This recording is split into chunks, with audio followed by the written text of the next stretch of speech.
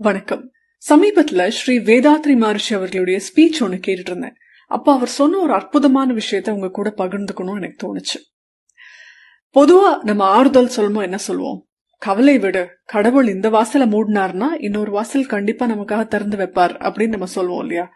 வேதாத்ரி மகரிஷி என்ன சொல்றாரு தெரியுமா? கடவுள் இன்னொரு வாசலை திறந்து வச்சுட்டு தான் இந்த வாசலை நமக்காக அடைப்பார்.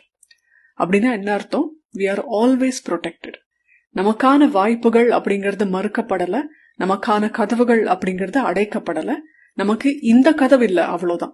நமக்கான கதவு இருக்கு, நமக்கான பாதை இருக்கு, அதை நம்ம தேர்ந்தெடுக்கணும், அதை தேடி பிடிக்கணும். அதுலதான் மனித முயற்சிகள் அப்படிங்கறது இருக்கு. அப்போ என்னைக்குமே உங்களுக்கு வாசல் அடைஞ்சு போச்சுன்னு வருத்தப்படாதீங்க. வேற வாசல் இருக்கு அப்படிங்கிற நம்பிக்கையோட நம்ம முயற்சிகளை தொடங்கணும் அப்படிங்கறதுதான் இந்த கருத்துடைய ஒரு ஆழமான அர்த்தம். இப்படிப்பட்ட பாசிட்டிவான மோட்டிவேட்டிங்கான விஷயங்களை கேட்கவே நல்லா இருக்குல்ல. இதனும் காலையில கேட்டா நாள் ஆரம்பிக்கிறதுக்கே சூப்பரா இருக்கும்ல.